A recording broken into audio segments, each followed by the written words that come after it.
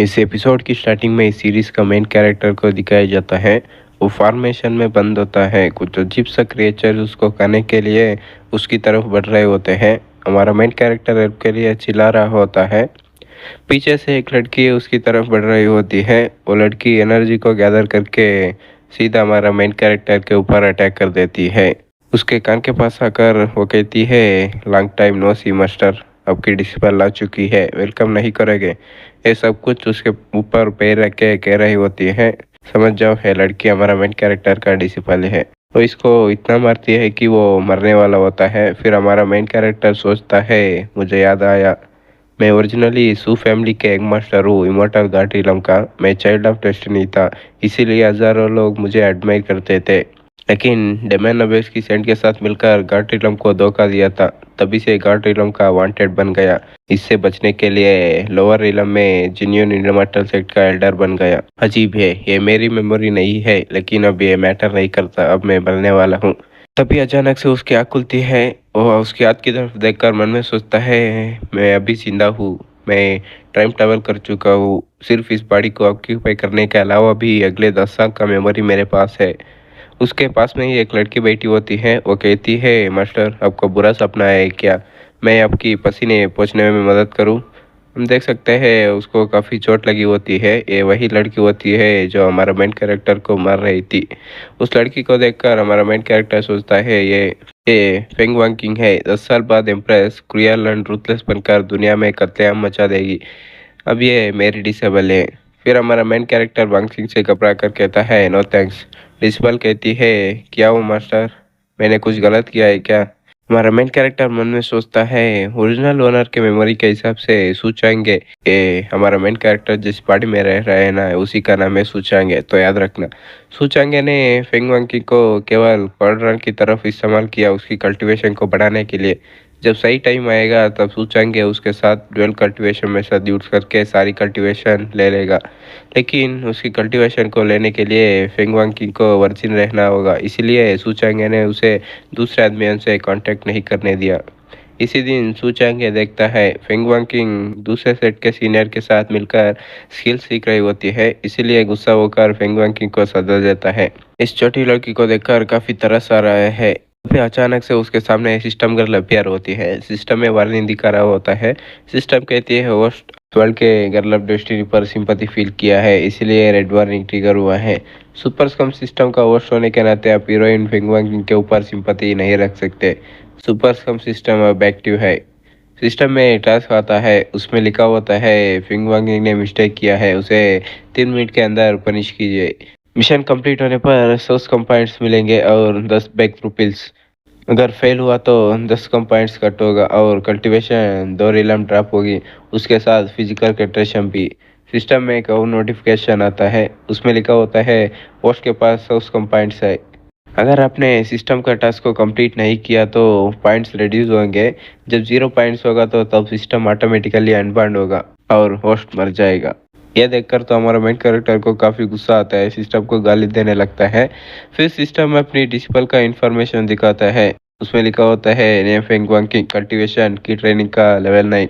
Skills कोई skills नहीं है, मार्शल आर्ट्स, ब्रोकन क्लाउड स्वार टेक्निक और broken cloud palm low level technique. हमारा मेन कैरेक्टर मन में सोचता है, हेल्डर का डिस्पल होकर भी इसकी कल्टीवेशन लो है और इसके पास कोई स्किल्स नहीं है और इसका मार्शल आर्ट्स भी खचड़ा है। इस बॉडी का रियल ओनर ने तो इसे कुछ भी नहीं सीखा है। सिस्टम गर्ल कहती है, टाइम खत्म हो रहे है और मेन कैरेक्टर को सिस्टम के ऊपर काफी गुस्सा आता है। फिर वो अपने डिस्पल के ऊपर अटैक करता है, वो सीधा पीछे जाकर गिरती है।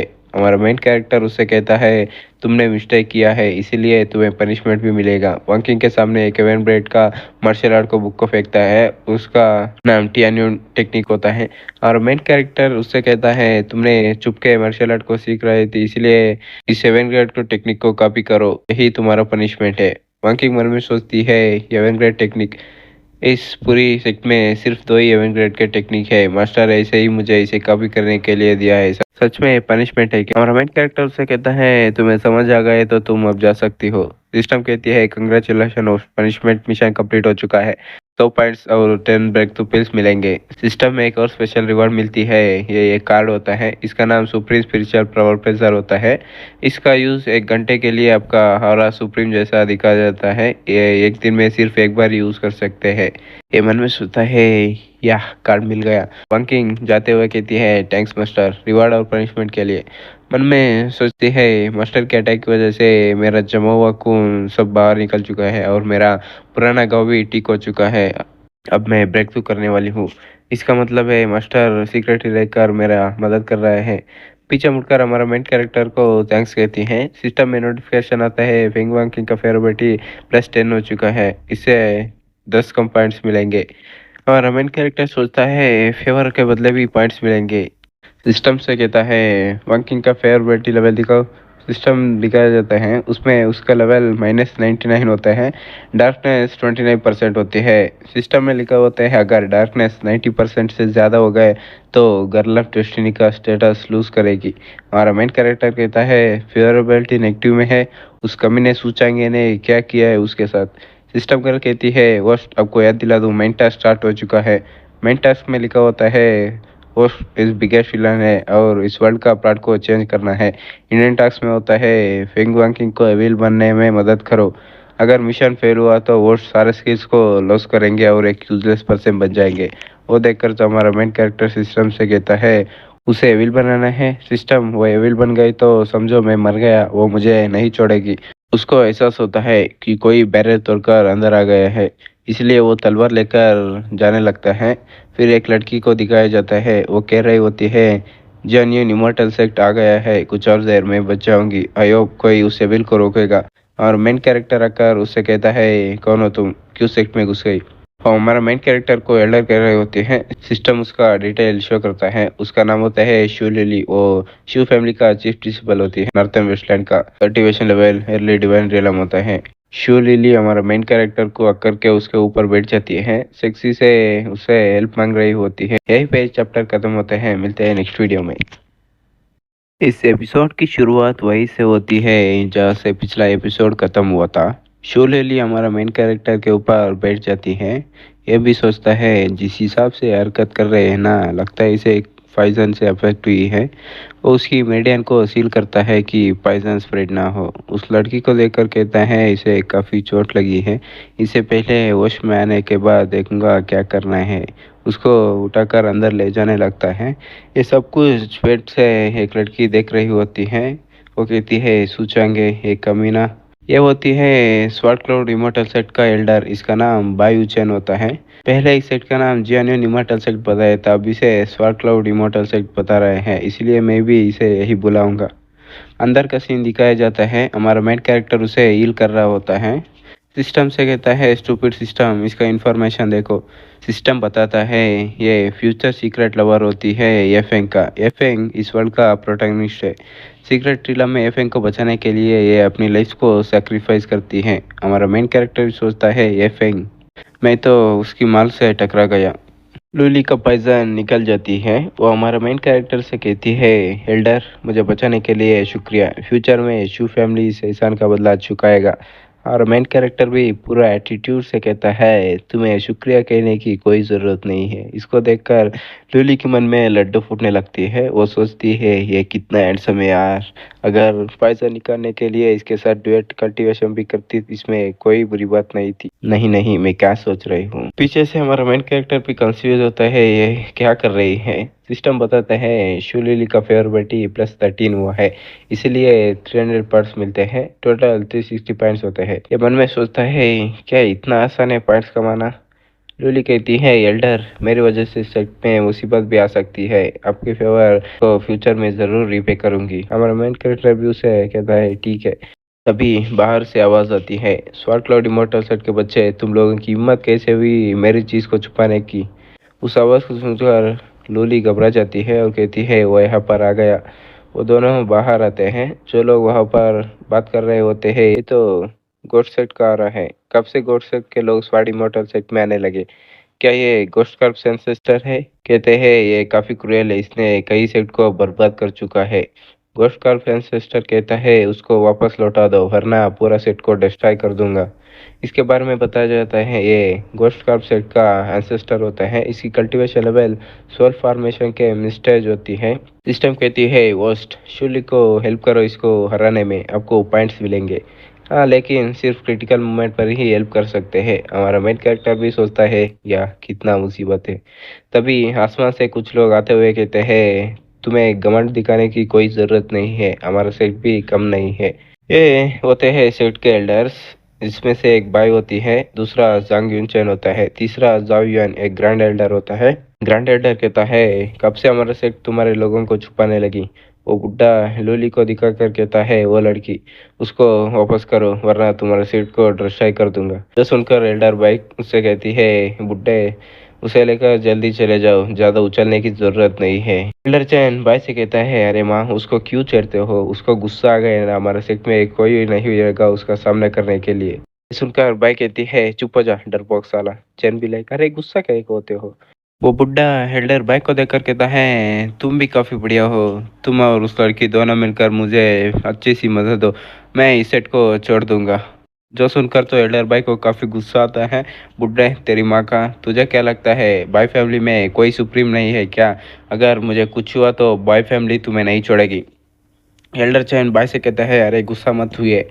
लूली हमारे मेन कैरेक्टर से कहती है इस सेक में उसका सामना कोई नहीं कर सकता, ये मेरी वजह से आया है, मैं उसके साथ चली जाऊंगी। उसकी बात सुनकर हमारा मेन कैरेक्टर सोचता है अगर मैं अपनी पीक पर होता तो इस बुड्ढे को यूं टपका लेता।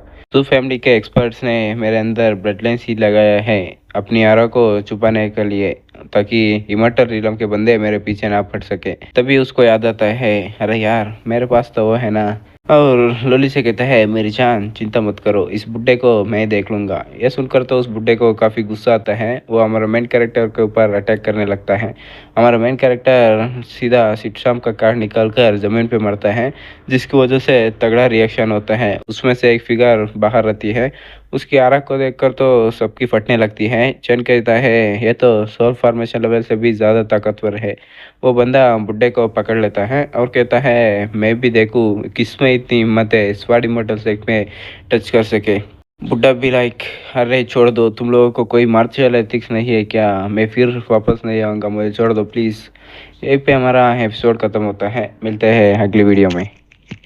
इस एपिसोड की स्टार्टिंग वहीं से होती है जहाँ से पिछला एपिसोड खत्म हुआ था। एल्डर को दिखाया जाता है वो अब भी हिले होते हैं। भाई कहती है सुप्रीम एक्सपर्ट हमारे सेट को प्रोटेक्ट कर रहा है। जाओ कहता है मास्टर जाते वक्त इस एक्सपर्ट को अरेंज किया होगा। तो बुड्ढे की ओर आते हैं, वो गहरी सांस लेकर उसकी चंगुल से निकल जाता है और मन में सोचता है मेरा पूरा पावर ही खत्म हो गया। वो घुटने पर आकर सुप्रीम एक्सपर्ट से कहता है मुझे पता होता कि इस एक्ट में आप जैसा एक्सपर्ट है तो मैं नहीं आता, मेरा गोल तो सिर्फ उस आइटम को वापस लेना है। इतना कहते ही लूली की तरफ बढ़ने लगता है। तभी लूली के सामने हमारा मेन कैरेक्टर आ जाता है और बुड्ढे से कहता है अगर मैं तुम्हारी जगह होता तो मैं जान बचाकर भाग लेता।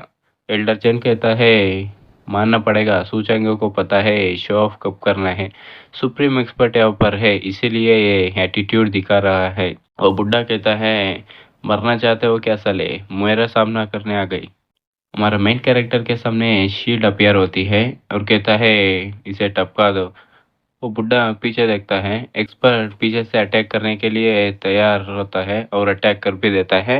अटैक कर सीधा बुड्ढे को लगती है, वो सीधा जमीन पर गिर जाता है और उसे चोट भी लग जाती है। सुप्रीम एक्सपर्ट झुककर हमारा मेन कैरेक्टर से कहता है यूर राइनेस, मैंने इसका कल्टीवेशन लेवल सबसे कर चुका हूँ। ये देखकर चैन की तो गोटे मुंह में आ जाते हैं और कहता है मैंने कहा था ना एल्डर सू कोई ऑर्डिनरी पर्सन नहीं है। ये सुनकर तो एल्डर भाई कहती है पहले तो तुम कुछ और कह रहे थे। बुड्ढे की ओर होते हैं, वो अपनी जान बचाने के लिए हमारा मेन कैरेक्टर सामने भीख मांग रहा होता है। मुझे छोड़ दो, अब से गॉड सेक तुम्हारा अंडर में आएगा, तुम जो चाहे मैं वो करूँगा। हमारा मेन कैरेक्टर भी उसे जाने के लिए कहता है। वो बुड्ढा तो अपनी जान बचाकर भागने लगता है। पीछे से हमारा मेन कैरेक्टर उसके ऊपर अटैक कर देता है, जिससे बुड्ढा वहीं पे खत्म हो जाता है। ये कहता है तुमने कितने लोगों को मार दिया है, तुम्हें ऐसे ही जिंदा छोड़ दूं। ये सब कुछ देखकर चंदू हमारा मेन कैरेक्टर का चाटने लगता है। मैंने पहले ही कहा था एल्डर सो अमेजिंग है, कोई नॉर्मल नहीं है। एल्डर भाई उसे ताने मारते हुए कहती है, पहले कोई कह रहा था सिर्फ उसे शो ऑफ करना आता है और इतना भी नहीं, उसे नीच और कमीना भी कह रहा था। एल्डर चैन भी लाइक, चुप हो जा कमीनी, क्यों परेशान कर रही हो। पीछे से सब कुछ अपनी डिसेबल देख रही होती है और मन में सोचती है, मास्टर की कल्टीवेशन बढ़ चुकी है, क्या मैं मास्टर के साथ रह सकती हूँ। सिस्टम कहती है आपको रिवॉर्ड पॉइंट्स मिल चुके हैं, लूली का फेवर +30 इंक्रीज हुआ है, टोटल 75 है। हमारा मेन कैरेक्टर भी सोचता है कुछ दिन में सेट का ग्रैंड कंपटीशन होगा, उसमें ये फेंगा और कुछ और कैरेक्टर्स भी आएंगे। अभी मेरा डिसिपल का कल्टीवेशन लो है, मुझे कोई रास्ता ढूंढकर उसे जल्दी कल्टीवेशन को बढ़ाना होगा। तो अगले दिन का सीन दिखाया जाता है। डिसिपल कहती है मास्टर अपने कहाँ लेकर आया। हमारा मेन कैरेक्टर भी कहता है मेरा एक फ्रेंड है डेमन क्लान का, वो तुम्हारा हेल्प करेगा अपनी कल्टीवेशन को इम्प्रूव करने में। पानी में एक पूंछ को दिखाया जाता है, ये लड़की की होती है।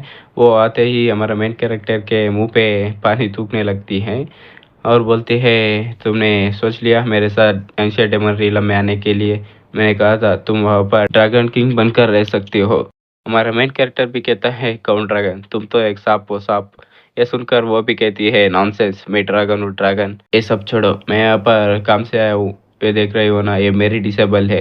कुछ दिन में सेट का ग्रैंड कंपटीशन होगा, अभी इसकी कल्टीवेशन लो है, इसलिए सिस्टर यावलान आपके पास ड्रैगन क्लान का बॉडी रिफाइंड डिवाइन टेक्निक है ना, इसको वो सिखा दो। पंकी को देखकर कहती है मुझे नहीं लगा था तुम्हें इस टाइप के पसंद है।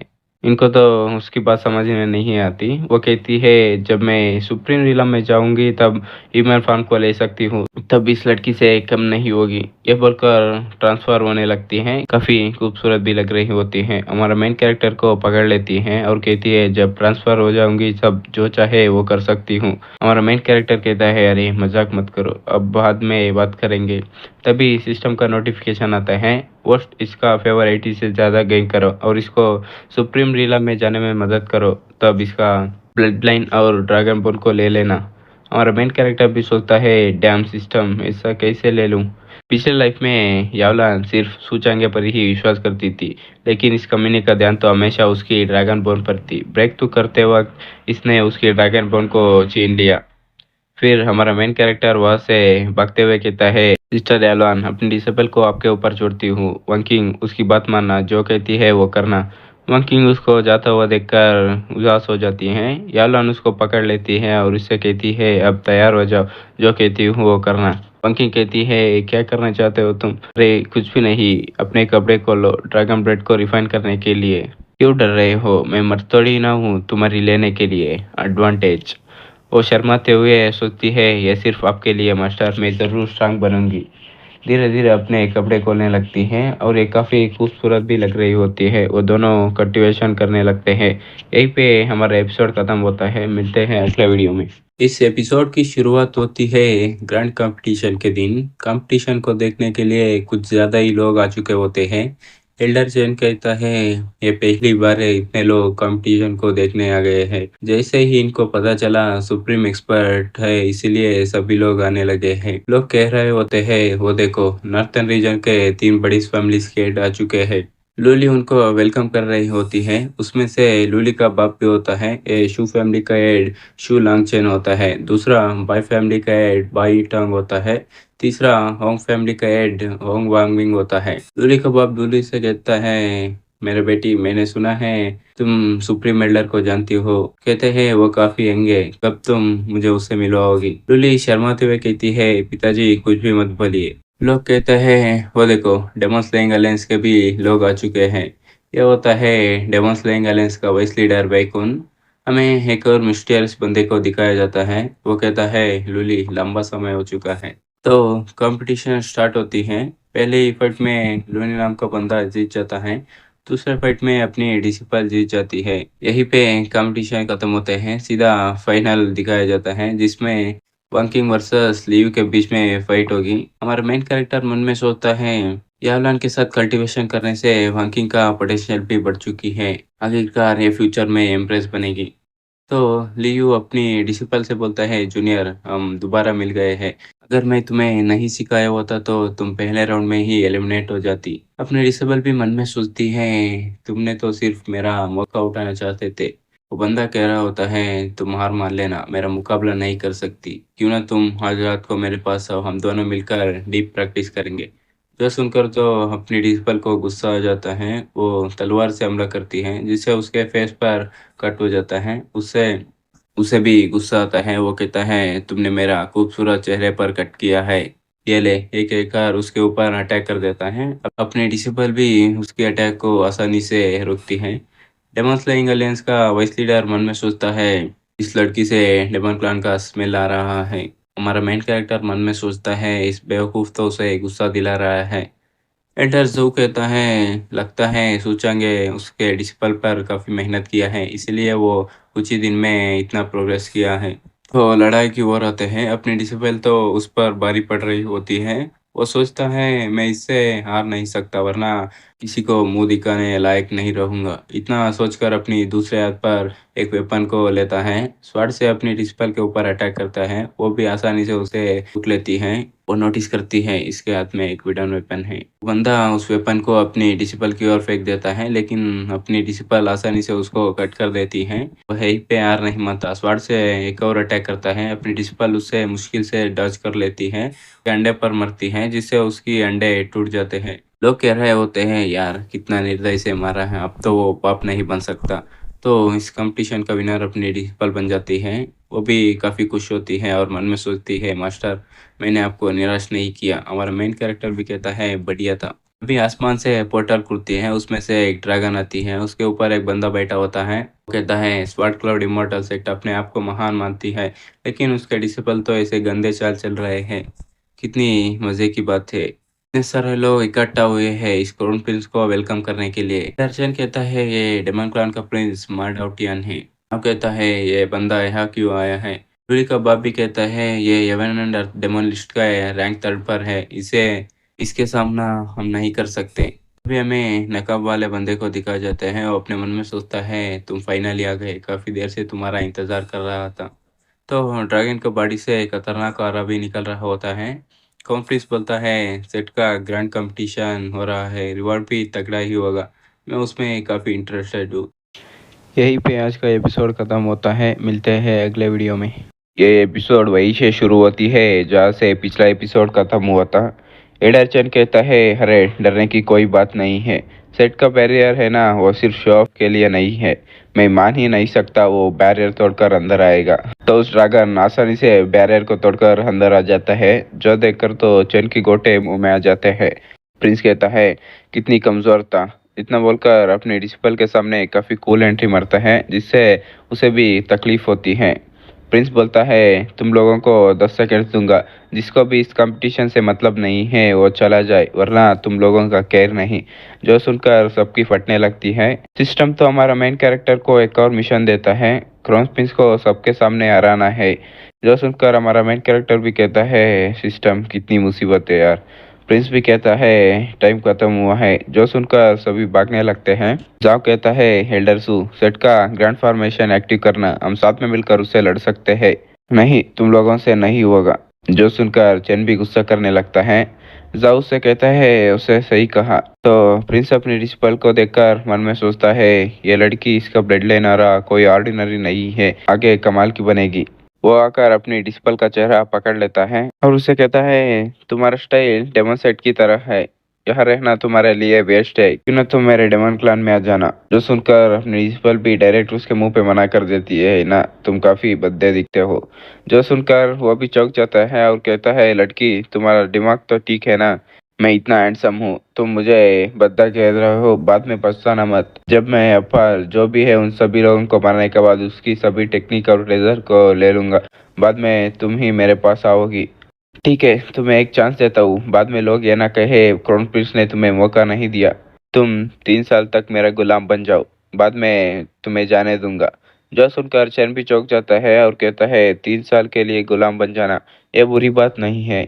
यह सुनकर बाई को गुस्सा आता है, उसके मुंह के ऊपर मारते हुए कहती है, साले तुम्हें गुलाम बनने की इतनी शौक है। हमारा मेन कैरेक्टर भी वहाँ पर आते हुए कहता है, मेरे डिसिबल का कोई इंटरेस्ट नहीं है डेमन क्लान में, सही होगा तुम यहाँ से चले जाओ। मास्टर को देखकर अपनी डिसिबल भी खुश हो जाती है।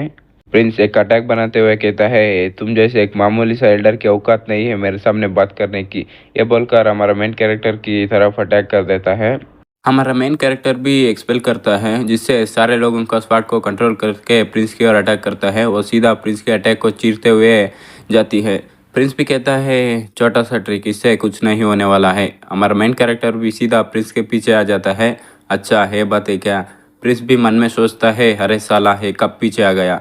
हमारा मेन कैरेक्टर अटैक बनाते हुए मन में सोचता है, भले ही मेरा कल्टीवेशन सप्रेस हुआ है, लेकिन मैं डिवाइन टेक्निक को कल्टीवेट किया हूँ। इतना सोचकर ही इमोर्टल डिवाइन टेक्निक से प्रिंस के ऊपर अटैक करता है, जिससे प्रिंस की बैंड बच जाती है। वह कुछ बोलने ही वाला होता है। हमारा मेन कैरेक्टर सीधा आकर उसके मुंह पे पैर रख के कहता है, अगर तुम कुछ बोला तो तुम्हारा मुंह तोड़ दूंगा। तभी सिस्टम कहती है, वोस्ट अपने प्रिंस को रखकर एफएन का अपॉर्चुनिटी छीन लिया है, इसलिए 500 वेलेंट पॉइंट्स और 1000 फेट पॉइंट्स मिल गए। प्रिंस भी कह रहा होता है, तुमने मुझे धोखे से हमला किया है, ये वरना मैं हार ही नहीं सकता। प्रिंस का रवा देखकर सभी लोग कह रहे होते हैं, यह तो एक ही अटैक में हार गया। मिस्टीरियस बंदा भी कह रहा होता है, सेट में इस जैसा आदमी भी है क्या, मैंने नहीं सोचा था। वो अब भी हार नहीं मान रहा होता है, कह रहा होता है, तुमने चीटिंग किया है, अगर हिम्मत है तो मुझे छोड़ कर देखो, फिर से लड़ेंगे। हमारा मेन कैरेक्टर भी उसे छोड़ देता है। जा बेटा, कहाँ जाना चाहते हो, जा। प्रिंस भी कहता है, सच्ची में इसने मुझे छोड़ दिया। थोड़ी दूर आकर कहता है, मेरा कपड़ा फट गया है, इसलिए मुझे 2 एवन ग्रेड का टेक्निक कंपनसेट में चाहिए। उसकी बात सुनकर हमारा मेन कैरेक्टर भी हंसते हुए कहता है, जा बे छोमू। अचानक पीछे से प्रिंस के ऊपर एक अटैक होता है। वो सीधा प्रिंस के आर पार हो जाता है। वो देखकर सभी लोग शॉक हो जाते हैं। प्रिंस भी कहता है कि इस बेवकूफ़ ने मेरे ऊपर स्नीक अटैक किया है। ये वही नकाब वाला बंदा होता है। हमारा मेन कैरेक्टर मन में सोचता है, फाइनली तुम अपने आप को शो कर दिया। इस वर्ल्ड का मेन प्रोटैगनिस्ट और मेरा अपोनेंट अज़ुरा ड्रैगन सेक्रेड लैंड का होली सन येफेंग। यहीं पे आज का एपिसोड खत्म होता है। मिलते हैं अगले वीडियो में। पिछले एपिसोड में देखा था एफेंग प्रिंस के ऊपर अटैक करता है, जिससे प्रिंस को भी काफ़ी गुस्सा आता है और उससे कहता है, मैं इस सूचांगे को नहीं हरा पाया, इसका मतलब यह नहीं है कि कोई आकर मुझसे पंगा ले। एफेंग भी कहता है, बकवास। क्राउन प्रिंस को चेन से खींचकर उसके मुंह पे ऊपर एक लात मारता है, जिससे प्रिंस भी दूर जाकर गिरता है। एफेंग अपना नकाब हटाता है और इसके बारे में बताया जाता है, ये वोली सन है अज़ुरा ड्रैगन सेक्रेड लैंड का। इसकी कल्टीवेशन सुप्रीम रिलम का मिड स्टेज पर है। एल्डर्स और 3 बड़ी फैमिलीज के हेड उसको ग्रीट करने लगते हैं। चेन भी उसका चाटने लगता है और एफेंग से कहता है, अगर पता होता कि आप आने वाले हैं हम अच्छे से वेलकम करते, लेकिन होली सन आप यहाँ पर क्यों आए हैं। एफेंग भी कहता है, सेट का मिशन था इस प्रिंस को पकड़ने का। तभी उसके ऊपर प्रिंस का ड्रैगन अटैक करने आता है। सिर्फ एफेंग अपने एक छोटे सा अटैक करता है, जिससे ड्रैगन के भी मोए मोए हो जाता है, जो देखकर प्रिंस को भी फटने लगती है। येफेंग तलवार को निकालते हुए प्रिंस से कहता है, तुम्हारा सिर को लेकर जाना आसान होगा। प्रिंस भी कहता है, अरे मेरा सिर काफ़ी भारी है, इससे तुम्हें तकलीफ होगा, मैं तुम्हारे साथ चलता हूँ ना। तभी येफेंग के हाथ पर एक अटैक होता है, उससे उसका स्वाड भी छूट जाता है। ये अटैक हमारा मेन कैरेक्टर ने किया होता है। वो भी कहता है, इसका मतलब क्या है। फिर मन में सोचता है, इसने सिर्फ पत्थर से अटैक किया, जिससे मेरा स्वाड भी हाथ से छूट गया। ये आदमी कोई सिंपल नहीं है। सिस्टम एक और टास्क देता है, प्रिंस को एफेंग से बचाओ, जिससे तुम्हें 500 विलन्स पॉइंट्स और 5000 फैट्स पॉइंट्स मिलेंगे। मिशन फेल हुआ तो 500 पॉइंट्स कट होगा और 2 रिलम कम करेंगे। हमारा मेन कैरेक्टर एफेंग से कहता है, माफ़ करना, मैं इसे यहाँ मरने नहीं दे सकता, वरना डेमन क्लान के लोग हमारे सेट के ऊपर अटैक करेंगे, जिससे हमें मुसीबत हो सकती है। एफेंग देता है, सही कहा तुमने, मैंने इसके बारे में नहीं सोचा था। उनके बातें सुनकर प्रिंस को भी एक आइडिया आने लगती है। वो मन में सोचता है, उस सूचांगे इस एफेंग से स्ट्रांग लगता है। उसने कहा, मैं यहाँ पर मर नहीं सकता, जब मैं यहाँ पर रहूँगा तब एफेंग मेरा कुछ नहीं बिगाड़ पाएगा। तभी कहता है, मास्टर मैं समझ गया। एफेंग से कहता है, अगर मुझे चोट नहीं लगी होती तो तुम्हें इतना मारता कि तुम्हारा पिछवाड़ा लाल हो जाता। एफेंग प्रिंस की ओर घूर कर देखता है, इससे प्रिंस भी डर जाता है। प्रिंस कहता है, तुमने कुछ किया तो मैं यहीं पे मर जाऊंगा, तब डेमोक्लास के एल्डर्स तुम लोगों को नहीं छोड़ेंगे। एफेंग भी कहता है, ठीक है, अभी के लिए तुम्हें जाने देता हूँ, जब तुम सेट को छोड़कर जाओगे तब देख लूंगा। लेकिन मुझे एक और बात का एक्सप्लेनेशन चाहिए। एक एकार डिस्पल की ओर तलवार रखता है और कहता है, इस डिस्पल से मुझे डेमोनिक आरा क्यों महसूस हो रही है। जो सुनकर हेल्डर भी डरने लगते हैं और एफेंग से कहता है डेमन क्लैन ऐसा नहीं हो सकता, कोई गलतफहमी हुई होगी। डेमन स्लेइंग अलायंस का वाइस लीडर भी कहता है वॉरिसन ने सही कहा है, वो दूसरों को धोखा दे सकती है लेकिन हमें नहीं। उसके पास से डेमन क्लैन का आ रहा है, इस लड़की को आज खत्म करना होगा। सभी लोग उन्हीं का साथ देकर अपनी डिजिपल की ओर कह रहे होते हैं इसकी कल्टीवेशन अचानक ही बढ़ गई है, ये डेमन क्लान से मिल चुकी है। तो हमारे मेन कैरेक्टर की ओर आते हैं, वो सिस्टम के कह रहा होता है बेकार सिस्टम, एक बात बताना, अगर मैं अब एक्शन लूंगा तो वन किंग के एविल बनने में कोई मुसीबत होगी क्या? सिस्टम भी कहती है वन किंग को एविल बनाना ही आपका मेन टास्क है। मैं कहता हूँ आप कुछ मत कीजिए, और एक बात, मैं बेकार नहीं हूँ। हमारा मेन कैरेक्टर कहता है नहीं, मैं उसे मदद करूंगा उसकी ट्रस्ट को गेन करने में, फ्यूचर में आसान होगा उसे एविल बनाने में। सिस्टम भी कहती है कितना अच्छा और एविल है। हमारा मेन कैरेक्टर मन में सोचता है बेकार सिस्टम, इसका पिछवाड़ा जितना है इसका दिमाग भी है। इस लीडर तलवार लेकर आगे बढ़ रहा होता है, लेकिन बीच में प्रिंस आ जाता है। वो कहता है मरना चाहते हो क्या साले, मास्टर सू के डिस्पल को टच करने की कोशिश कर रहे हो। हमारा मेन कैरेक्टर को इशारा करते हुए मन में सोचता है सही किया ना मास्टर सू, ये भी लाइक क्या करूँ इस चोमू का। वॉइस लीडर कहता है एल्डर सू अच्छा होगा बीच में ना आइए, इतना बोलकर डिस्पल की ओर बढ़ रहा होता है, लेकिन उसके पीछे हमारा मेन कैरेक्टर आता है और कहता है तुम्हारा इतना हिम्मत कैसे हुई मेरे डिसेबल को बुली करने की। अपनी डिसेबल भी मास्टर को हेल्प करता हुआ देखकर इमोशनल हो जाती है। हमारा मेन कैरेक्टर के बॉडी से एक खतरनाक ऑरा निकल रहा होता है। वाइस लीडर के सर के ऊपर हाथ रखा होता है जिससे वाइस लीडर को भी फटने लगती है। शॉट की स्टार्टिंग होती है, वाइस लीडर को घूंटे मुंह में आ गए होते हैं। वो कह रहा होता है अरे एल्डर सू मुझे जाने दो ना, ये सब कुछ गलत फैमिली है, प्लीज मुझे छोड़ दो। हमारा मेन कैरेक्टर भी एकदम प्यार से कहता है अरे ये सब कुछ मेरी गलती है, कल कल्टीवेट करने दौरान मैंने डेमन ड्रैगन एसेंस ब्लड को रिफाइन किया था उसके लिए, इसी वजह से तुम लोगों को गलत फैमिली हुई है। लेकिन प्रिंस कहीं का सुनने वाला है, वो सीधा आकर वाइस लीडर के मुंह पे मारने लगता है और कह रहा होता है पूरा मामले को समझे भी नहीं तुमने मास्टर सू के डिस्पल पर इल्जाम लगाए साले। इतना कहकर वाइस लीडर को उठा उठा के फटक रहा होता है। फाइनली ऐसा मिल गया जो मैं भी उसे मार सकता हूँ। वाइस लीडर कह रहा होता है अरे कोई मुझे बचाओ, है मुझे पंचिंग बैग की तरह इस्तेमाल कर रहा है। ये फेंग हमारा मेन कैरेक्टर से कहता है अब ये सब कुछ मिसअंडरस्टैंड है तो इस मामले को यही रफा दफा कर दो ना। जो सुनकर हमारा मेन कैरेक्टर भी कहता है अब वॉली सर ने कह दिया है तो जरूर हम आपकी बात मानेंगे। हमारा मेन कैरेक्टर भी प्रिंस से कहता है अरे बस करो वरना वो मर जाएगा। प्रिंस वाइस लीडर को उन लोगों की तरफ फेंक देता है और कहता है ऐसे दफा हो जाओ। डेमन स्लेइंग अलायंस के लोग भी वाइस को छोड़ने के लिए हमारा मेन कैरेक्टर एफेंग से शुक्रिया करने लगते हैं और बाद में डेमन स्लेइंग अलायंस आपसे माफ़ी मांगने के लिए आएगा। इतने कहकर वाइस लीडर को उठाकर ले जा रहे होते हैं। वाइस लीडर जाते हुए कहता है स्वर्कल रिमोटल सेक्टर सूचेंगे, इसका बदला मैं जरूर लेकर रहूंगा। इतना कहकर वह से चला जाता है। ग्रैंड एल्डर सभी से कह रहा होता है तो ऐसे भी मिसअंडरस्टैंडिंग क्लियर हो चुका है तो चिंता करने की कोई बात नहीं है, सभी लोग मूड डाउन करने की जरूरत नहीं है, हमारे सेट में अच्छे से एंजॉय करो। तभी एफेंग की नजर जाती है लूली की तरफ, वो आकर लूली कबाब को नमस्कार करने लगता है। लूली कबाब भी कहता है ओलिसन आपको इतना इज्जत से बात करने की जरूरत नहीं है, इस बुड्ढे की उतनी औकात नहीं है।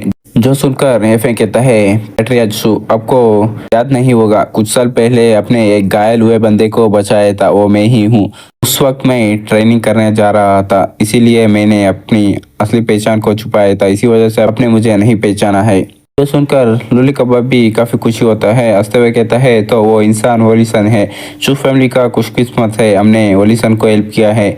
मन में सोच रहा होता है हमारा तो लॉटरी लग गई, वॉलिसन का साथ होना इसका मतलब है हमारी शू फैमिली का रईस होना। शू फैमिली के हेड और वॉलिसन को दोनों को इतना अच्छे से बात करता हुआ देखकर दोनों बड़ी फैमिली के हेड्स को जलने लगती हैं। पीछे से वो दोनों खुसर फुसर कर रहे होते हैं। एक कहता है शू फैमिली का कनेक्शन जुरा ड्रैगन सेक्रेट लैंड से हो चुका है, एक कहता है इसका मतलब नॉर्थन रीजन के 3 बड़ी फैमिलीज को शू फैमिली लीड करेगी, मैं इससे मंजूर नहीं करता। एफएन लूली से कह रहा होता है मिस लूली लंबा समय हो गया है आपको देखा नहीं है, लेकिन लूली तो उसको रेस्पॉन्ड नहीं करती है, उसकी पूरी ध्यान हमारा मेन कैरेक्टर के ऊपर होती है। जो देखकर तो एफएन को जलने लगती है और मन में सोचता है सोचेंगे इसके ऊपर इसकी फीलिंग्स है क्या।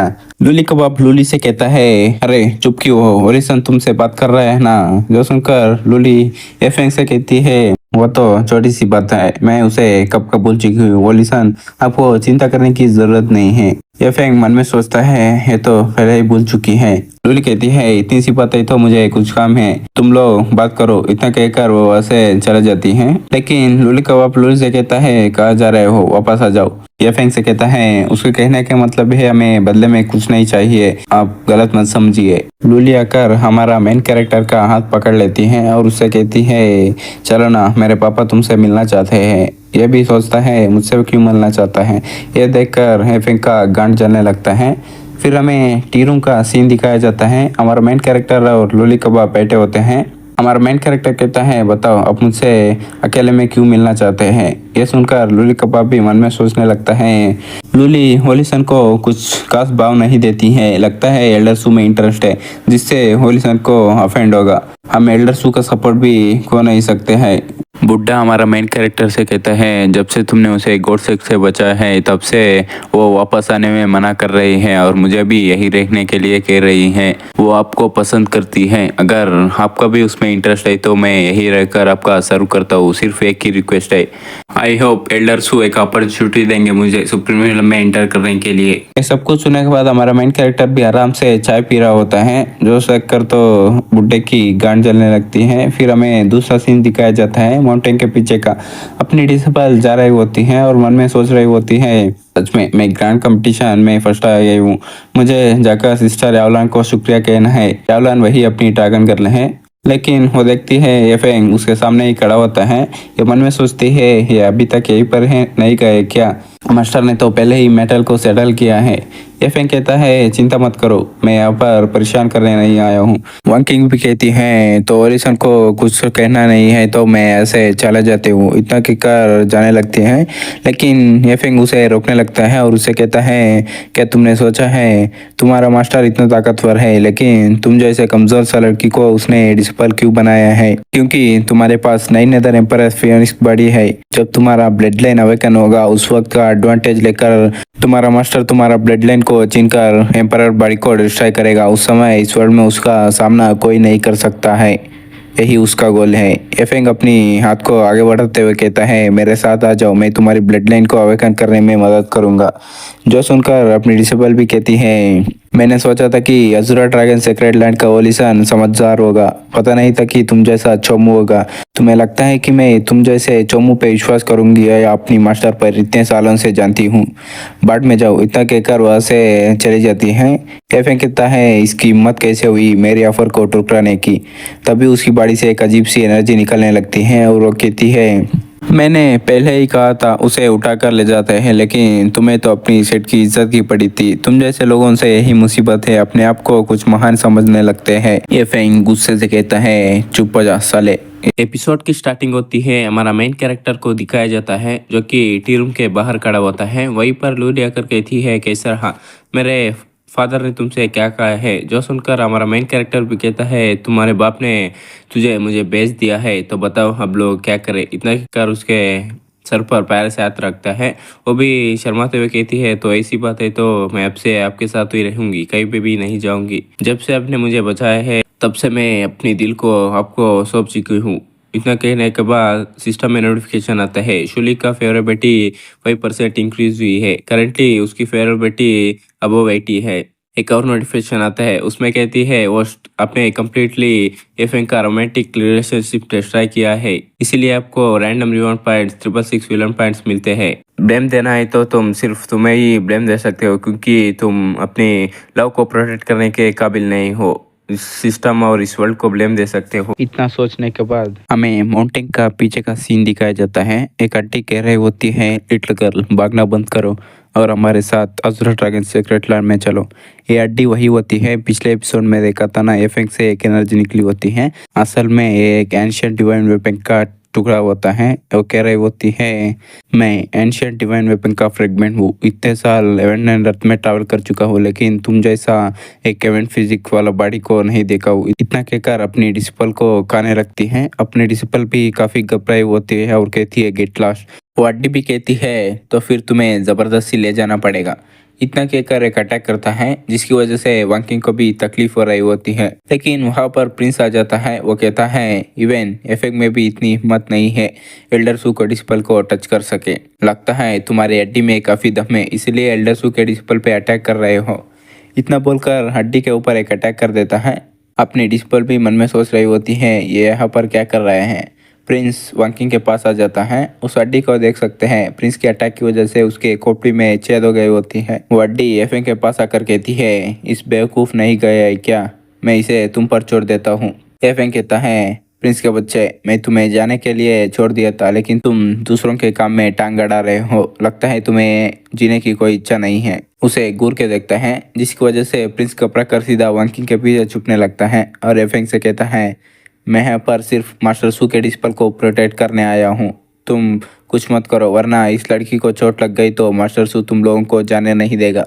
एफेंग वाकिंग से कहता है लगता है तुम्हें अभी तक समझ नहीं आया है। अगर सू चंगे तुम्हारा परवाह करता तो तुम इस सिचुएशन में नहीं रहती। तुम्हें ग्रो करने के लिए इस में इतनी रिसोर्स नहीं है। जो सुनने के बाद वाकिंग भी थोड़ी वक्त के लिए चुप रहती है और एफेंग से कहती है बस करो, मुझे मिसलीड करना, मैं तुम्हारे बकवास बातों पे विश्वास नहीं करूंगी और मैं तुम्हारे साथ से भी नहीं चलूंगी।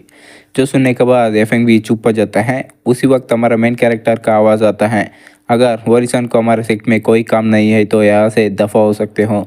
हमारा मेन कैरेक्टर को आता हुआ देखकर अपनी डिसिबल भी काफ़ी खुश हो जाती है। प्रिंस को देख सकते हैं और रोने लग जाता है। मास्टर सू नहीं लाडसू अब आखिरकार आ ही गए। फिर हमें हमारा मेन कैरेक्टर को दिखाया जाता है। वो स्वाड पे खड़ा होता है। हड्डी कहती है सोचेंगे उस लड़की को डिसिबल लेने का तुम्हारा कोई इरादा नहीं है तो तुम हमारे रास्ते में मत आ जाओ। जो सुनने के बाद हमारा मेन कैरेक्टर को भी काफ़ी गुस्सा आ जाता है और सीधा अटैक करने के लिए उसकी तरफ बढ़ जाता है। एक छोटा सा डिवाइन वेपन का टुकड़ा की इतनी हिम्मत आकर बकवास कर सके, इतना कहकर उसके ऊपर एक अटैक कर देता है। वो सीधा जाकर जमीन में गिर जाती है। हमारा मेन कैरेक्टर कहता है तुम्हें पूरा चकनाचूर कर दूंगा। जहाँ पे हड्डी गिरी होती है वहाँ से जोरदार लाइट निकलने लगती है। वो फिर से एक फ्रेगमेंट बन जाता है। ये फेंग उसे ले लेता है और उसे समझ नहीं आता और वो क्या करे। हमारा मेन कैरेक्टर कहता है दफा हो जाओ यहाँ से। एफेंग भी वहाँ से जाने लगता है। प्रिंस कहने लगता है क्या ये डरपोक यहाँ से बच के जाने लगा, वरना उसको तो कुत्ते की तरफ मारता। हमारा मेन कैरेक्टर उसे लात मार के भगा देता है। फिर वांकिंग को लेकर वहाँ से चला जाता है तो हमें डेमन स्लेइंग सिटी को दिखाया जाता है। कुछ लोग एक आदमी के पीछे कर रहे होते हैं। यह होता है स्वाट क्लाउड इन्वर्टर सेट का सेक्ट लीडर जियांग टाइशिंग। वो सीधा उसके ऊपर अटैक कर देते हैं। अचानक अटैक करता हुआ देखकर भी सेक्ट लीडर भी हैरान हो जाता है। फिर एक बूम की साउंड आती है। पिछले एपिसोड में देखा था स्वाट क्लाउड इमोर्टल सेट के सेट मास्टर के ऊपर अटैक हो जाते हैं। ये और कोई नहीं डेमन स्लेइंग अलायंस के लोग भी किए होते हैं। वो लोग सेट मास्टर को मारकर सेट मास्टर के सर को वाइस लीडर के पास लेकर आते हैं। वो भी कहता है गुड गुड, अच्छा किया। जैसे आपने कहा था स्वाट क्लाउड इमोर्टल सेट का सेट मास्टर को मरवा दिया। अब सेट कमजोर हो चुका है और हमारा प्लान के रास्ते में कोई नहीं आएगा। इस मिस्टीरियस आदमी ने ही मदद की होती है सेक्ट लीडर को मरवाने में। ये भी कहता है बहुत बढ़िया। वाइस लीडर भी कहता है ये बातें फैला दो। 3 दिन में सीक्रेट रिलम ओपन होने वाली है डेमन स्लेइंग अलायंस के ऊपर। उस समय सभी डिस्पल्स आएंगे। जब हमारा प्लान सक्सेसफुल हो जाएगा पूरे नॉर्थर्न स्काई रीजन में हम राज करेंगे। वो लोग भी कहते हैं डेमन स्लेइंग अलायंस राज करेगा। पीछे से मिस्टीरियस आदमी भी सोचने लगता है बेवकूफ़ लोग, इतना आसान है इन्हें बुद्धू बनाना। हमारा प्रिंसेस जिंदा होने के बाद इन सभी लोगों को मार दूंगा। फिर हमें स्वाट क्लाउड इमोर्टल सेट का कॉन्फ्रेंस का हल्का सीन दिखाया जाता है। हमारा मेन कैरेक्टर और सभी एल्डर्स वहीं पे बैठे होते हैं। ग्रैंड एल्डर कहने लगता है इस बार उन्होंने ज़्यादा कर दिया। हम दोनों सेट के बीच में कोई दुश्मनी नहीं थी, सिर्फ वाइस लीडर ने आकर अपने आप को ही हमारे सेट में मजाक बना दिया। बदला लेने के लिए वो सेट मास्टर को भी मरवा दिया। एल्डर बाई भी कहती है उस बेवकूफ़ ने अकेले तो नहीं किया होगा, उसके साथ में कोई मिला हुआ है। 3 दिन में सीक्रेट रिलम ओपन होगी, वो भी डेमन स्लेइंग सिटी में। इन दोनों के बीच में कोई कनेक्शन तो होगा। फोर्थ एल्डर भी कहता है मैंने सुना है डेमन स्लेइंग अलायंस का लीडर वेटकून का बाप लंबे समय से सर्कुलेशन में है। वो सुप्रीम रिलम में जाने वाला है। हो सकता है वो चुपकर कुछ प्लानिंग कर रहे होंगे। उन लोगों ने सेक्ट मास्टर को भी मार दिया। हमसे डील करने के लिए भी उन्होंने कोई प्लानिंग बनाया होगा। ऐसे एग्जैक्टली अब क्या करे एल्डर सू। हमारा मेन कैरेक्टर भी कहता है हम बदला लेंगे। अगर उन्होंने ट्रैप लगाया है तो भी हम जाएंगे। हम ऐसे चुपचाप नहीं बैठ सकते। 3 दिन में सीक्रेट रिलम ओपन होगा, वहीं पे वो लोग ट्रैप बिछाने की कोशिश करेंगे, फिर भी हम जाएंगे। सीक्रेट रिलम में अपॉर्चुनिटीज भी मिलेगा स्पिरिचुअल इन्फेंट रिलम के आगे के सभी डिस्पल को कह जाने के लिए, और डेमन स्लेइंग अलायंस के लोगों से मैं पर्सनली डील करूंगा। वो लोग भी कहते हैं ठीक है एल्डर सू, हम आप पर विश्वास करते हैं। एक और बात, लीडर तो मर चुका है, लीडर के बिना सेक्ट चल नहीं सकती। हम में से आप भी बहुत स्ट्रांग हो, इसलिए आप भी सेक्ट लीडर बन जाइए। वो लोग भी कहते हैं मैं भी एग्री करता हूँ, मैं भी एग्री करता हूँ। हम नए सेक्ट लीडर को ग्रीट करते हैं, सेक्ट मास्टर सू। हमारा मेन कैरेक्टर भी कहता है ठीक है मैं लीडर बन जाऊंगा। रात होती है, हमारा मेन कैरेक्टर सोचने लगता है सीक्रेट रिलम ओपन होने वाले हैं, सभी लोग आएंगे, मुझे भी प्रिपरेशन करना होगा। सिस्टम से आइटम बाई करने लगता है, 10,000 पॉइंट लगाकर 2 पपेट्स बाई करता है। सिस्टम भी कहती है कंग्रेचुलेशन होस्ट, आपने सुप्रीम पपेट को बाई किया है। इसका फुल स्ट्रेंथ को अनलिश करने के लिए कल्टीवेशन टेक्निक और कॉम्बैट एबिलिटी चाहिए। हमारा मेन कैरेक्टर सिस्टम से कल्टीवेशन टेक्निक बाई करके पपेट्स के अंदर डालने लगता है। अब कॉम्बैट एक्सपीरियंस के लिए वो अपनी आत्मा को पपेट्स के अंदर डालने लगता है, जिसकी वजह से वो उन्हें आराम से बैठे बैठे कंट्रोल कर सकता है। फिर उन्हें कंट्रोल करके किसी और जगह पर लेकर आता है।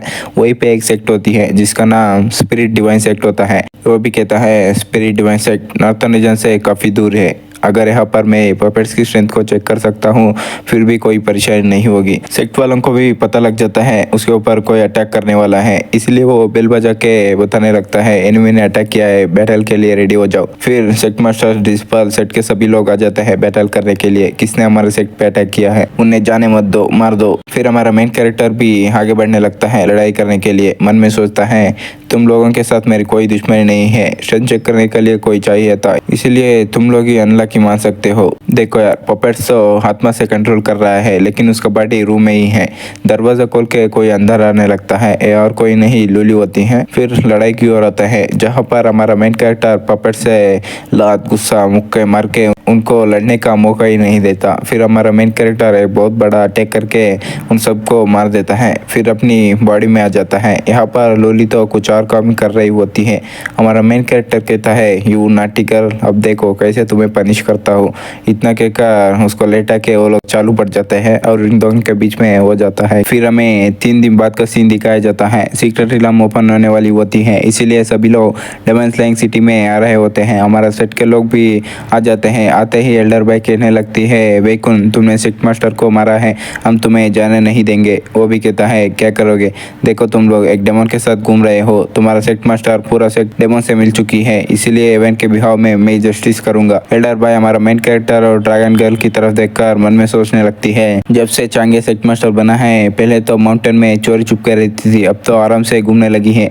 इसको पता है चांगे इसका प्रोटेक्ट करेगा। हमारा मेन कैरेक्टर भी कहता है ये मेरी दोस्त है, इससे तुम्हें कुछ लेना देना नहीं है, अगर लड़ने चाहते हो आजा साले, जब सीक्रेट रिलम खत्म होगा बाद में तुम्हारे साथ निपट लूंगा। वो भी कहता है मैं भी इंतजार करूंगा साले, तुम्हें ढूंढ के मारूंगा। मन में सोचने लगता है अगर तुम सीक्रेट रिलम से जिंदा वापस आ जाओ। हमारा मेन कैरेक्टर भी सोचता है इसके एटीट्यूड से लगता है इसका कोई सपोर्ट कर रहा है, वरना ये इतना उछलता नहीं। फिर सीक्रेट रिलम को ओपन करने लगते हैं। वेकुन बोलता है इस बार डेमन स्लेइंग सिटी का टर्न है की को रखने का। स्वार्ड क्लाउड इमॉर्टल सेट के साथ हमारा दुश्मनी है, मेरा दिल बहुत बड़ा है, इसलिए तुम्हें भी जाने दूंगा। फिर सीक्रेट रिलम ओपन हो जाता है। सभी लोग कहने लगते हैं सीक्रेट रिलम ओपन हो गया, चलो अंदर। इतना बोलकर सभी लोग अंदर जाने लगते हैं। फिर ड्रैगन गर्ल भी अंदर घुस जाती है। वॉकिंग कह रही होती है मास्टर मैं भी जा रही हूँ। हमारा मेन कैरेक्टर भी कहता है ठीक है तुम लोग जाओ, मैं बाहर ही रुकता हूँ। वेकुन और वो मिस्टीरियस बंदा बात कर रहे होते हैं, इतने सारे लोग आ चुके हैं अब तो मजा आएगा, हा हा हा कह के हंसने लगते हैं। हमारा मेन कैरेक्टर को भी पता लग जाता है ये हेवनली डेमन क्लैन है, तो वेकुन और हेवनली डेमन क्लैन मिलकर काम कर रहे हैं। फिर हमारा मेन कैरेक्टर भी पपेट्स को निकाल के उन्हें सीक्रेट रिलम को अंदर भेज जाता है। यहीं पे हमारा आज का एपिसोड खत्म होता है। मिलते हैं अगले वीडियो में। पिछले एपिसोड में देखा था सीक्रेट रिलम ओपन हो जाती है, सभी लोग सीक्रेट रिलम के अंदर आ जाते हैं। फिर हमें सीक्रेट रिलम के अंदर का एक सीन दिखाया जाता है। एक टावर होती है जिसके पास कुछ लोग आए होते हैं, वो कह रहे होते हैं डेमन सप्रेसिंग पगोडा। लेजेंड्स का कहना है ये एवन ग्रेड का स्पिरिचुअल वेपन है, इसे एंशिएंट सुप्रीम्स ने छोड़ा है, इसको लेने के बाद हम आसमान को भी चीर सकते हैं। फिर तो वो सभी लोग उसे लेने के लिए आगे बढ़ने लगते हैं, लेकिन टावर में बड़े बड़े चेन लगे हुए थे, उनसे इनके ऊपर अटैक कर देती हैं। एक एक करके सभी लोगों से स्पिरिचुअल एनर्जी डिवोर करने लगती है, सभी लोग मरने लगते हैं, बचाओ बचाओ कह रहे होते हैं। वहीं पे हमारा मेन कैरेक्टर भी आता है, वो कहता है जहाँ पे अपॉर्चुनिटी होती है वहीं पे भी डेंजर होती है। तुम कैसे एक्सपेक्ट कर सकते हो कोई आके तुम्हें बचाएगा? बच नहीं सकते, आराम से मर सकते हो। अब देखिए आखिर ये पकड़ हमें क्या है, इतना बोलकर पपेट को आगे भेजता है। वो चेंस भी पपेट के ऊपर अटैक कर देते हैं। वो ऐसे तैसे करके बच रहा होता है, लेकिन चेन पपेट को भी पकड़ लेता है। मैं स्पिरिचुअल एनर्जी को सेंस नहीं कर पा रहा हूँ, कितनी मुसीबत है। अभी अभी मैं इस पपेट को रिफाइन किया हूँ, मैं इसे बर्बाद नहीं होने दे सकता। इतना बोलकर एक धमाका करता है, जिससे वो पपेट चेन से आजाद हो जाता है। आखिर इसके अंदर किस तरह का मास्टर सील है? टावर के अंदर एक फॉक्स गर्ल को दिखाया जाता है। वो कहती है इतने साल हो गए, फाइनली कोई सुप्रीम आ गया। सिस्टम भी कहती है सुनो, सामने लड़की है जिसका नाम यू लांग लांग है, उसका फेवर 80 से ज्यादा बढ़ाओ और उसको सब्यू करो। 9 टेल फॉक्स क्लैन की है। रिवार्ड 5000 विलन पॉइंट्स और 50,000 फेट पॉइंट्स मिलेंगे। अगर फेल हुए तो एक रिलाम कम करेंगे। हमारा मेन कैरेक्टर भी मन में सोचता है ये सिस्टम किसी लड़की को नहीं छोड़ती, जो दिखती है उसे पटाने को बोलती है। वो फॉक्स गर्ल भी कहती है मुझे यहाँ से आज़ाद करो, मैं तुम्हें जो चाहिए वो दूंगा। हमारा मेन कैरेक्टर भी कहता है मैं तुम्हें मदद करूंगा, लेकिन एक कंडीशन है, 1 साल के लिए मेरे मास्टर लॉर्ड सू के साइड रहना पड़ेगा। वो भी मन में सोचती है 1 साल के लिए, इतने सालों से मैं यहाँ पर कह दूँ, अगर मैं इसे जाने दूंगा पता नहीं और कितने साल लगेंगे दूसरा मौका मिलने में। वो भी कहती है ठीक है, मुझे कंडीशन मंजूर है। हमारा मेन कैरेक्टर भी ठीक है, ये मैटर सेटल हो गया, एक सील लगा देता है, फिर टावर को भी तोड़ देता है। वो भी आज़ाद होती है, कहती है फाइनली मैं बाहर आई गई। पपेट घूर के उसे देख रही होती है। वो भी कहती है घूर के क्यों देख रहे हो, जैसे कि मैं यहाँ से भाग जाऊंगी। वो भी कहता है नॉट रियली, तुम इतने सालों से यहाँ पे कैद थे, इसलिए तुम्हारा पावर कम हुई होगी। अगर तुम बच के भी भाग जाओगी तो कोई यार तुम्हें पकड़ लेगा। इससे अच्छा मुझे फॉलो करो और अपनी पावर को रिकवर करो, मुझे कुछ काम है सीक्रेट रिलम में, चलो चलते हैं। वो भी कहती है हाँ हाँ, ऑर्डर मत दो मुझे। मनी मन सोचती है सोचा नहीं था मैं 9 टेल फॉक्स क्लैन की क्वीन, एक दिन किसी और का बात मानना पड़ेगा। जब मेरी पावर रिकवर होगी तब मैं तुम्हें घुटने पे लाकर तुम्हारे साथ खेलूंगी। उसको घूर के देख रही होती है। हमारा मेन कैरेक्टर भी सोचता है अरे बाप रे, पता नहीं क्यों मुझे अजीब सा फील हो रहा है। फिर हमारे सेट के लड़कियों को दिखाया जाता है, वो कहीं पे जा रहे होते हैं। एल्डर बाई कहती है इस सीक्रेट रिलम में 10 कमाल के हॉल्स है, उनमें से सबसे बढ़िया है हेवनली मिराज हॉल। लोगों का कहना है कि उसके अंदर डिवाइन वेपन, सीक्रेट ट्रेजर्स है, कमाल की इनहेरिटेंस रखा है। ड्रैगन गर्ल भी कहती है इसके अंदर कॉन्फिडेंस है अपनी एबिलिटी के ऊपर। वही लोग हेवनली मिराज पैलेस में जाते हैं अपॉर्चुनिटीज ढूंढने, लेकिन आज तक कोई उस पैलेस का बैरियर नहीं तोड़ पाया। जो सुनकर एल्डर बाई कहती है ऑफ कोर्स वो इतना आसान नहीं है, अगर इतना आसान होता तो सभी लोग ताकतवर बन जाते। हाँ सही कहा तुमने। तभी उनको आवाज़ आने लगती है हेवनली मिराज पैलेस का बैरियर तोड़ दिया है, ओपन होने वाली है, अगर ट्रेजर चाहिए तो जल्दी यहाँ पे आ जाओ। जो सुनकर ये लोग भी शॉक हो जाते हैं। सच में डेमन स्लेइंग अलायंस को पावरफुल लोग पैकिंग कर रहे हैं, उन्होंने बैरियर को भी तोड़ने में कामयाब हो गए। ये बातें सभी लोगों को पता लग जाती है, इसीलिए वो लोग भी हॉल में जाने लगते हैं। चलो चलो जल्दी वरना कुछ नहीं मिलेगा। अपनी डिसेबल को शक होने लगती है, अगर उन्होंने बैरियर को तोड़ा है वो चुपचाप जाके ट्रेजर ले लेना, लेकिन वो क्यूब सभी लोगों को बता रहे हैं ये किसी तरह का जाल हो सकती है। ड्रैगन गर्ल भी कहती है वो लोग कुछ ना कुछ तो गड़बड़ कर रहे हैं। एल्डर बाई भी कहती है हमें चौकन्ना रहना होगा, वो लोग क्या प्लान कर रहे हैं जाके दूर से छुप के देखते हैं। चलो इतना बोलकर ये लोग वहीं से जाने लगते हैं। अब आते हैं हेवनली मिराज पैलेस से, सभी लोग इकट्ठा होने लगते हैं। एक बंदा बोलता है एंट्रेंस कहाँ पे है अंदर जाने का। लड़कियां दूर से छुप के नजर रख रही होती हैं। इतने सारे लोग आ चुके हैं, सभी लोग ट्रेजर के चक्कर में आए हैं। एक बंदा बोलता है वाइस लीडर सभी लोग आ गए हैं। ये वाइस लीडर भी हमारे लोगों का ही इंतजार कर रहा था। वो कहता है पकड़ लो उन्हें। पीछे से कुछ लोग निकल के लड़कियों को पकड़ने लगते हैं। एल्डर बाई भी कहती है सच में इन्होंने हमारे लिए ही जाल बिछाया है, जल्दी यहाँ से भागो। उतने में वो लोग जाल फेंक के उन्हें पकड़ लेते हैं। वाइस लीडर भी कहने लगता है शुक्रिया तुम सभी लोगों को यहीं पे आने के लिए, हम सभी लोग एक साथ मिलकर ही इस गेट को ओपन कर सकते हैं, तुम लोग मेरे साथ दोगे ना। वो लोग भी कहते हैं हम आपके साथ हैं, लेकिन इस कम्युनिटी ने तो सबको मारने की प्लानिंग की होती है। बीच में से कुछ बंदे निकल के फॉर्मेशन बनाने लगते हैं। इन्हें भी पता लग जाता है कुछ गड़बड़ हो रही है। ये लोग कहते हैं कुछ सही नहीं हो रहे हैं। ये लोग उनके पावर को डिवर करने लगते हैं। वाइस लीडर भी जोर जोर से हंसने लगता है अब सब कुछ मेरा है, तुम लोग अपनी स्पिरिचुअल एनर्जी को मुझे दे दो। उतने में वो लोग लड़कियों को इसके पास लेकर आते हैं। इन्हें इमोर्टल बाइंडिंग रोप से बांध लिया है, ये स्पिरिचुअल एनर्जी को अब्यूज नहीं कर सकते, बताओ इनके साथ क्या किया जाए। बड़ी सुंदर और सेक्सी लग रहे हैं। वॉइस लीडर भी आकर एल्डर बाय का चेहरा पकड़ लेता है। कसम से क्या लग रही हो। एल्डर बाय भी कहती है अपने गंदे हाथ हटाओ मुझसे, और तुम तो एक डेमन हो, तुम्हारे साथ करने में तो और भी मजा आएगा। तो उतने में ही हमारी डिसिपल उसके मुंह के ऊपर थूक देती है। अपनी मुंह को बंद रखो कमीने। इस कमीना तो उस थूक को भी चाटने लगता है। हाय हाय, इतनी जल्दी मत करो, तुम तीनों के साथ भी मिलकर करने में और भी मजा आएगा। एल्डर बाय कहती है अगर तुमने मुझे टच करने की कोशिश की तो बाय फैन भी तुझे नहीं छोड़ेगी। ड्रैगन गर्ल भी कहती है अगर हिम्मत है तो मुझे आजाद करो, 1v1 फाइट करेंगे। वो कहता है मेरा बाप जल्दी सुप्रीम ड्राम में जाने वाला है, तब तुम्हारा बाय फैमिली भी कुछ नहीं उगड़ पाएगी। हाय, तुम्हारा बहुत ही बड़े बड़े हैं, दबा दूं क्या? वो भी कहती है नहीं नहीं मत दबाओ। तभी अचानक एक अटैक आके उसके हाथ के आर पार हो जाते हैं। वो भी चिल्लाने लगता है मेरे हाथ में छेद कर दिया, कौन है यार? लड़कियां भी खुश हो जाते हैं, वाह कोई हमें बचाने आ गया। ये और कोई नहीं, हमारा मेन कैरेक्टर का पपेट और फॉक्स गर्ल होते हैं। फॉक्स गर्ल भी कहती है इससे मेरा कुछ लेना देना नहीं है, इसे तुम ही निपट लो। पपेट भी कहती है नो प्रॉब्लम। उतने में वॉइस लीडर उन्हें ऑर्डर देता है जल्दी जाके इसे मार दो। और सभी लोग भी पपेट को घेर लेते हैं अटैक करने के लिए। पपेट भी कहता है बस तुम बैठ के मजा देखो। यही पे आज का हमारा एपिसोड खत्म होता है। मिलते हैं अगले वीडियो में।